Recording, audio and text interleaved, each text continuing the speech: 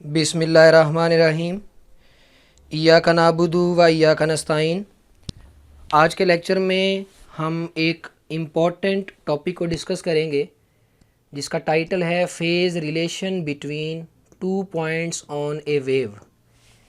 कि एक वेव के दो पॉइंट्स के दरमियान अगर हम फेज़ का रिलेशन देखना चाहते हैं तो हम किस तरह से फाइंड आउट करेंगे। तो हमारे मेन पॉइंट्स इस टॉपिक में ये होंगे कि अगर वेव पर दो पॉइंट्स इन फेज़ हों तो फिर हम फेज़ रिलेशन को कैसे देखेंगे, और अगर दो पॉइंट्स आउट ऑफ फेज़ हों एक वेव के तो उनके केस में हम फेज़ रिलेशन कैसे देखेंगे। तो ये मैंने एक वेव बनाई है जो हम इस फार्मूला से ड्रा करते हैं। वर्टिकल एक्सिस पर अगर हम x ले लें और हॉरिजॉन्टल एक्सिस पर हम थीटा की वैल्यूज़ ले लें तो थीटा की डिफरेंट वैल्यूज़ के लिहाज से x की डिफरेंट वैल्यूज़ आएंगी और वहाँ से हमारे पास ये वेव आ जाएगी।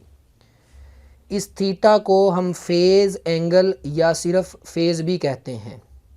इसके बारे में आपने चैप्टर नंबर 7 में पढ़ा था। तो यहाँ अगर थीटा की वैल्यू ज़ीरो आ जाए तो हमारे पास x की वैल्यू भी ज़ीरो आ जाएगी, क्योंकि साइन ज़ीरो ज़ीरो हो जाएगा तो वो ये हमारे पास O वाला पॉइंट होगा। थीटा 90 हो जाएगा, साइन 90 1 आ जाएगा तो x की वैल्यू मैक्सिमम यानी 1 आएगी, वो हमारे पास ये A वाला पॉइंट है। फिर थीटा 180 साइन 180 दोबारा ज़ीरो तो ये पॉइंट B आ जाएगा। फिर थीटा हमारे पास 270 आ जाएगा, साइन 270 -1 होता है तो हमारे पास ये पॉइंट C पर x की वैल्यू आ जाएगी। और जब थीटा 360 डिग्री यानी 2 पाई रेडियन हो जाएगा तो x की वैल्यू दोबारा ज़ीरो हो जाएगी। तो ये 2 पाई रेडियन पर हमारे पास x की वैल्यू दोबारा D पॉइंट पर ज़ीरो आ गई है। तो ये हमने यहाँ तक बात डिस्कस की है कि यहाँ तक 2 पाई रेडियन होगा।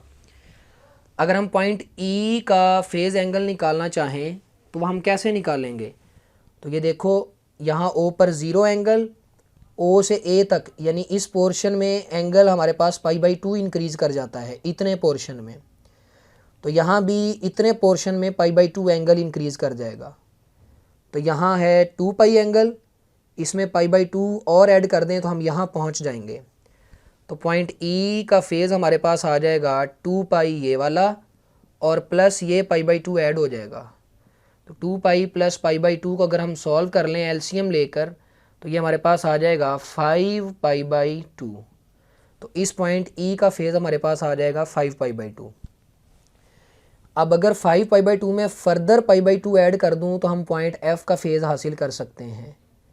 तो वो 5 π/2 में π/2 और ऐड हो जाएगा तो वो बन जाएगा 6 π/2 और 6 π/2 को हम 3 पाई लिख सकते हैं। अब पॉइंट F का फेज़ है 3 पाई, हम G का निकालना चाहते हैं तो बिल्कुल उसी तरह यहाँ हमारे पास जैसे ये इतना गैप π/2 का है, ये भी π/2 का है, ये भी फर्दर π/2 का है। तो 3 पाई में अगर π/2 और ऐड कर दें तो हमें पॉइंट G का फेज़ मिल जाएगा और वो आ जाएगा 7 π/2। इस तरह हमने H, I और J इन तमाम पॉइंट्स के फेज़ को लिख लेना है। तो अगर आपको वो वेव बना के देता है और ये फेज़ लिख कर देता है तो ठीक है, अगर नहीं लिख कर देता तो आप इस तरीक़ा से डिफरेंट पॉइंट्स के फेज़ को फाइंड आउट कर सकते हैं। इसमें एक बात गौर से देखिए कि हमारे पास x की वैल्यू मैक्सिमम कब कब होती है। x की वैल्यू मैक्सिमम आती है 1 π/2 पर, 3 π/2 पर, 5 π/2 पर और 7 π/2 पर। यानी कि π/2 के साथ यहाँ हमारे पास एक ऑड नंबर आ रहा है। 1 π/2, 3 π/2, 5 π/2, 7 π/2, 9 π/2। इनमें π/2 सब में है लेकिन यहाँ ऑड नंबर आ रहा है 1, 3, 5, 7। तो जहन में रखिएगा, वेव में वो वाले पॉइंट्स जिनका फेज़ ऑड मल्टीपल ऑफ π/2 हो वहाँ मैक्सिमम वैल्यू होती है। और अगर हम बात करें point O, B, D, F की तो इन पॉइंट्स पर देखो हमारे पास जो फेज़ है वो इंटेग्रल मल्टीपल आ जाएगा पाई का। यहाँ 0 पाई, यहाँ 1 पाई, यहाँ 2 पाई, यहाँ 3 पाई, यहाँ 4 पाई। यानी अगर पॉइंट्स का फेज़ इंटेग्रल मल्टीपल, इंटेग्रल को मैं n से लिख रहा हूँ, इंटेग्रल मल्टीपल ऑफ पाई हो तो उन पॉइंट्स पर हमारे पास x की वैल्यू जो है वो 0 होगी, यानी हमारे पास मीन पोजीशन या इक्विलिब्रियम पोजीशन वाले पॉइंट्स आ जाएंगे जिनमें O, B, D, F, H, J शामिल हैं। तो इस तरह से हम एक वेव के डिफरेंट पॉइंट्स का फेज़ जो है वो लिख सकते हैं। अब हम बात करते हैं कि एक वेव के दो पॉइंट्स इन फेज़ कब होंगे और आउट ऑफ फेज़ कब होंगे। तो याद रखिएगा, दो पॉइंट्स इन फेज़ तब होंगे अगर उनके लिए डिस्प्लेसमेंट की वैल्यू भी सेम हो। यानी अगर मैं बात करूं O और D की, ये दो पॉइंट्स इन फेज़ तब होंगे अगर दोनों का डिस्प्लेसमेंट सेम हो और यहाँ दोनों का 0 है, O भी 0 पर है, D भी 0 पर है। लेकिन दूसरी कंडीशन है डायरेक्शन ऑफ मोशन, ये बड़ी इंपॉर्टेंट है, इसको ध्यान से समझिएगा। तो पॉइंट O देखो, पॉइंट O पर डिस्प्लेसमेंट की वैल्यू 0 है, पॉइंट D पर भी डिस्प्लेसमेंट की वैल्यू 0 है। अब अगर डायरेक्शन ऑफ मोशन की बात करें तो पॉइंट O जो है यहाँ पर पार्टिकल ऊपर की तरफ जा रहा है और पॉइंट D पर भी ऊपर को जा रहा है, लिहाजा पॉइंट O और D का डिस्प्लेसमेंट भी सेम हो गया और O और D की मोशन यानी ऑसिलेशन की डायरेक्शन भी सेम हो गई। लिहाजा O और D जो हैं वो दोनों इन फेज़ हैं। उसकी रीज़न ये, O और D का डिस्प्लेसमेंट आ गया 0, O और D का डिस्प्लेसमेंट 0, O की डायरेक्शन ऑफ मोशन भी ऊपर को है और D की भी ऊपर को है, तो ये डायरेक्शन ऑफ मोशन मैं ऊपर को बना रहा हूँ, लिहाजा O और D दोनों इन फेज़ होंगे। इन फेज़ को मैंने IP से लिख दिया। अगर बात करूँ B और F की, तो पॉइंट B पर देखो डिस्प्लेसमेंट दोबारा 0 है, पॉइंट F पर भी डिस्प्लेसमेंट 0 है, यानी पहली कंडीशन तो फुलफ़िल हो गई। अब दूसरी को देखते हैं। पॉइंट B जो है वो नीचे को जो है वो ऑसिलेट करेगा और पॉइंट F नीचे की तरफ अपनी डायरेक्शन रख रहा है। तो B और F का डिस्प्लेसमेंट तो पहले ही आपने देखा सेम था, अब दोनों की डायरेक्शन ऑफ मोशन भी सेम हो गई है, यानी यहाँ भी डिस्प्लेसमेंट 0 लेकिन डायरेक्शन ऑफ मोशन दोनों की नीचे को है। तो ये दोनों पॉइंट्स B और F भी इन फेज़ होंगे। अब बात करते हैं पॉइंट A और C की। पॉइंट A पर हमारे पास डिस्प्लेसमेंट भी मैक्सिमम है और पॉइंट C पर डिस्प्लेसमेंट भी मैक्सिमम है, लेकिन पॉइंट A जो है उसको देखो वो हमारे पास इधर से नीचे की तरफ आएगा और ये C इधर से ऊपर को जाएगा, यानी कि डिस्प्लेसमेंट तो चलो दोनों का सेम आ गया, जो हमारे पास मैक्सिमम है, माइनस साइन नहीं लेते यहाँ, मैग्नीट्यूड के लिहाज से बात कर रहा हूँ, यानी स्केलर वैल्यू ले रहा हूँ। तो यहाँ भी पॉजिटिव वैल्यू है और यहाँ भी हमारे पास जो है वो वैल्यू पॉजिटिव ही लेंगे, नेगेटिव को हम नहीं लेंगे यहाँ पर। तो मैक्सिमम वैल्यू है, यहाँ भी मैक्सिमम, यहाँ भी मैक्सिमम, लेकिन A पॉइंट जो है उसकी ऑसिलेशन देखो यहाँ से नीचे की तरफ होगी, ये आ गई नीचे की तरफ, और पॉइंट C की ऑसिलेशन ऊपर की तरफ होगी, यानी दोनों की डायरेक्शन ऑफ मोशन ऑपोजिट हो गई, लिहाजा ये दोनों पॉइंट A और C आउट ऑफ फेज़ होंगे। आउट ऑफ फेज़ को मैंने OP से रिप्रेजेंट कर दिया। तो यहाँ से आप ये समझ गए होंगे कि अगर वेव के दो पॉइंट्स का डिस्प्लेसमेंट भी सेम वैल्यू रखे और उनकी डायरेक्शन ऑफ ऑसिलेशन भी सेम हो तो वो इन फेज़ होंगे। दोनों में से एक भी कंडीशन गलत हो गई तो वो दोनों पॉइंट्स आउट ऑफ फेज़ हो जाएंगे।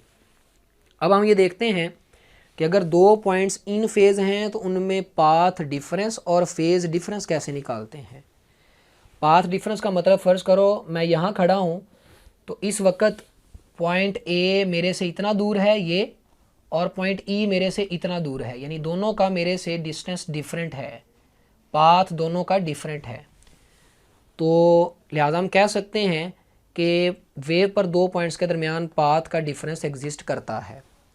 फेज़ डिफरेंस कैसे निकालेंगे, आपने जिन दो पॉइंट्स का फेज़ डिफरेंस निकालना है उन दोनों पॉइंट्स के अलग-अलग फेज़ को माइनस कर देना है। लेट्स सपोज E और I का फेज़ डिफरेंस निकालना है तो I के फेज़ डिफरेंस में से I के फेज़ में से E के फेज़ को माइनस कर देना है। दोबारा सुनिए, E और I के दरमियान अगर फेज़ डिफरेंस निकालना है तो I के फेज़ में से E के फेज़ को माइनस कर देना है। अगर A और D में फेज़ डिफरेंस निकालना है तो D के फेज़ में से A के फेज़ को माइनस कर देना है। तो अब हम उन पॉइंट्स की बात करते हैं जो इन फेज़ हैं, और इन फेज़ पॉइंट्स के केस में हम पाथ डिफरेंस और फेज़ डिफरेंस को निकालने का तरीकाकार सीखते हैं। तो ओ और डी पॉइंट की अगर बात करूं तो पॉइंट ओ ये है और हमारे पास पॉइंट डी ये है, और आप जानते हैं कि यहाँ से लेकर ये हमारे पास ये जो डिस्टेंस है ये लेमडा होता है। तो लिहाजा मैं कह सकता हूँ ओ और डी के दरमियान हमारे पास जो पाथ डिफरेंस होगा वो 1 लेमडा आ जाएगा। अगर बात करूँ बी एंड एफ़ की, ये है पॉइंट बी और ये है पॉइंट एफ़। तो यहाँ भी देखो बी से एफ़ तक हमारे पास ये पूरी एक वेव बन रही है। जब पूरी एक वेव यानी 1 वाइब्रेशन हो जाए तो हमारे पास उन दो पॉइंट्स के दरमियान डिस्टेंस लेमडा होता है। तो बी और एफ़ के दरमियान भी पाथ डिफरेंस हमारे पास लेमडा ही होगा। अगर बात करूं ए और आई की, ये है पॉइंट ए और ये है आई, तो ये भी क्रस्ट और ये अगला क्रस्ट, दो कंसेक्टिव क्रस्ट के दरमियान डिस्टेंस लेमडा, 1 लेमडा ये हो गया और 1 लेमडा ही ये आ जाएगा। यानी ए और आई के दरमियान डिस्टेंस कितना होगा, पाथ डिफरेंस कितना होगा, वो हमारे पास 2 लेमडा आ जाएगा। तो इन बातों को जनरलाइज कर लिया। देखो लेमडा के साथ 1 2 3 4 वैल्यूज़ आ रही हैं, लिहाजा हम कह सकते हैं अगर दो पॉइंट्स के दरमियान पाथ का difference integral multiple of lambda हो तो वो दोनों पॉइंट्स इन फेज़ होंगे। या हम ये कह सकते हैं अगर दो पॉइंट्स इन फेज़ हैं तो उनके दरमियान पाथ डिफरेंस जो है वो इंटेग्रल मल्टीपल ऑफ लेमडा होगा। यहाँ देखो हमारे पास इंटीजर 1 है, यहाँ हमारे पास 2 आ गया, यहाँ 3 आ गया। इसको जनरलाइज करके लिख दें 1 2 लेमडा, 3 लेमडा, 4 लेमडा आगे आएगा, फिर 5 लेमडा आएगा। तो इसको जनरलाइज करके n लेमडा लिख दिया। यहाँ n की वैल्यू हमारे पास 1 2 3 4 एंड सो ऑन होगी। तो ये पॉइंट जहन में रख लो। अगर वेव पर दो पॉइंट्स इन फेज़ हैं तो उनके दरमियान path difference integral multiple of lambda होगा। या आपको कोई कह दे कि वेव पर दो पॉइंट्स के दरमियान path difference integral multiple of lambda है, बताओ वो पॉइंट्स इन फेज़ हैं या आउट ऑफ फेज़ हैं, तो वो पॉइंट्स इन फेज़ होंगे। अब हम इन्हीं पॉइंट्स में फ़ेज़ डिफरेंस की बात करते हैं। तो ओ और डी का फ़ेज़ डिफरेंस निकालना है, तो आपको कहा था डी के फ़ेज़ में से ओ के फ़ेज़ को माइनस कर देंगे। तो डी का फ़ेज़ हमारे पास है 2 पाई, ओ का फ़ेज़ है 0, लिहाजा ओ और डी के दरमियान फ़ेज़ डिफरेंस 2 पाई आ जाएगा। बी एंड एफ़ में फ़ेज़ डिफरेंस निकालना है, तो एफ़ का फ़ेज़ है 3 पाई और बी का हमारे पास है पाई। 3 पाई माइनस पाई ये भी हमारे पास 2 पाई आ जाएगा। अगर ए और आई का फ़ेज़ डिफरेंस निकालना है तो वो क्या आएगा, ए का फ़ेज़ है पाई बाई 2, आई का है 9 पाई बाई 2। तो 9 पाई बाई 2 में से माइनस कर दो पाई बाई 2, यानी आई के फ़ेज़ में से ए के फ़ेज़ को माइनस कर दिया। तो ये हमारे पास आ जाएगा 8 पाई बाई 2 और इसको हम 4 पाई लिख सकते हैं, 8 पाई बाई 2 को। तो अब इस बात को जनरलाइज कर लो। देखो पाई के साथ हमेशा एक इवन नंबर आ रहा है, इवन नंबर आ रहा है। इसके बाद 6 पाई भी आ सकता है, 10 पाई भी आ सकता है।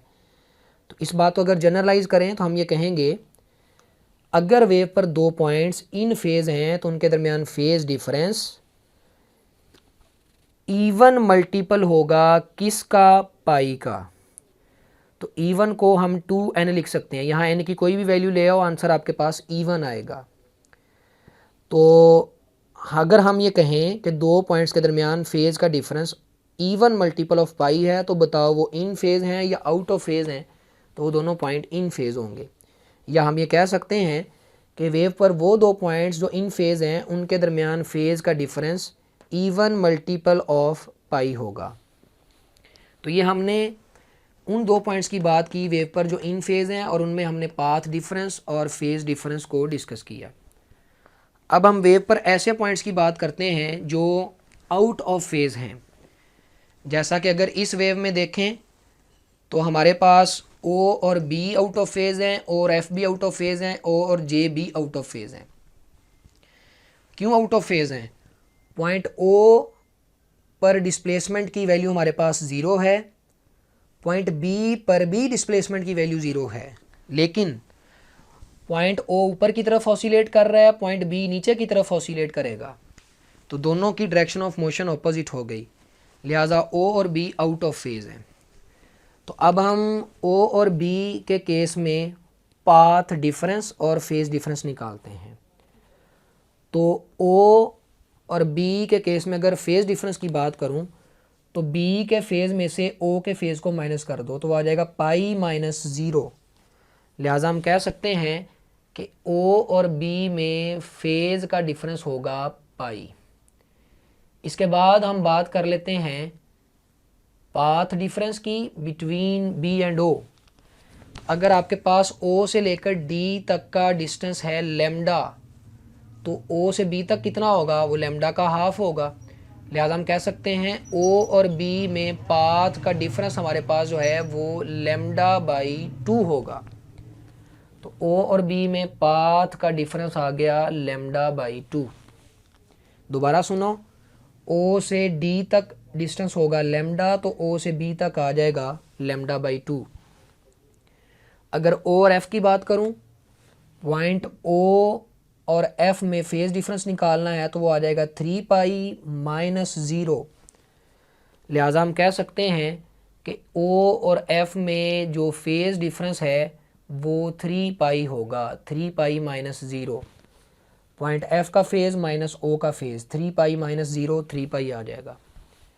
लेकिन अगर पाथ डिफरेंस की बात करूं तो ये देखो, ओ से डी तक लेमडा और डी से एफ तक फर्दर लेमडा बाई 2 है, यानी lambda plus lambda by 2 F और ओ के दरमियान पाथ का डिफरेंस होगा। तो हमारे पास लेमडा प्लस लेमडा बाई 2 ये कितना आ जाएगा, इसका हम एलसीएम ले लें तो ये आ जाएगा 3 लेमडा बाई 2। तो इसको हम लिखेंगे कि इस केस में पाथ डिफरेंस आ गया 3 लेमडा बाई 2। अगर ओ और जे में बात करें हम पाथ डिफरेंस की, तो वो क्या होगा, जे का फेज़ कितना होगा, ये 9 पाई बाई 2 है, तो जे का फेज़ हमारे पास आ जाएगा 10 पाई बाई 2 और उसको हम 5 पाई लिखेंगे। तो अब जे के फेज़ में से अगर ओ के फेज़ को माइनस कर दूं तो ओ और जे में फेज़ डिफरेंस मिल जाएगा और वो आ जाएगा 5 पाई माइनस 0, यानी ओ और जे में फेज़ का डिफरेंस आ गया 5 पाई। अगर पाथ डिफरेंस की बात करूं तो ओ से डी लेमडा, फिर डी से एच, फिर लेमडा, यानी 2 लेमडा हो गया और 2 लेमडा में फर्दर लेमडा बाई 2 ऐड करूँगा तो ये मेरे पास आ जाएगा 5 लेमडा बाई 2।